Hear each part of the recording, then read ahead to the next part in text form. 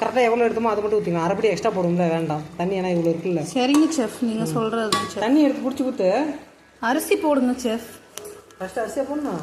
ஆமாம், தண்ணி ஊற்றி போடக்கூடாதா? ஒரு பொடி போட்டால் 2 பொடி போடணும் ஃப்ரெண்ட்ஸ். இதில் தான் எடுத்துருக்கோம் அரிசி.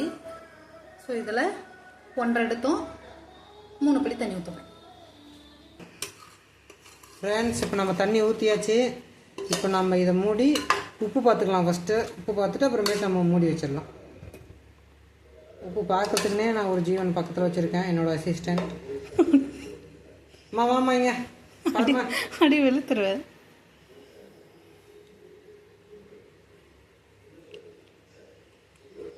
உப்பு இருக்கா இல்லையா? உப்பு லைட்டாக போடணும், அந்த டேஸ்ட் ஒரு நல்லா இருக்கு.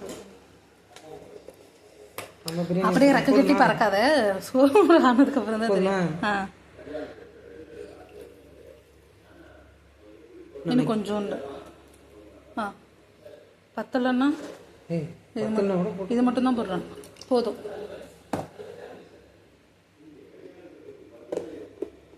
இப்போ இதை மூடி வச்சுட்டு கொதிச்சோன்னையும் அரிசியை போட்டு அன்னைக்குமே உப்பு போட்டிங்கன்னா கிண்டி விட்டுருங்க. கிண்டி விடலன்னா உப்பு அப்படியே நின்றுடும். இல்லை ஃப்ரெண்ட்ஸ், கரைஞ்சிரும். ஒரு சும்மா வீடியோ கண்டி. ஓகே ஃப்ரெண்ட்ஸ், எலுமிச்சை பழம் புளிஞ்சு விடவே இல்லை ஃப்ரெண்ட்ஸ். அது கொதிக்கும் போது சீடு இல்லை, அது புளிஞ்சு விட்டுக்கலாம். அரிசி போட்டு விட்டு அப்படியே புளிஞ்சு விட்டுருவாங்க சிக்கன்.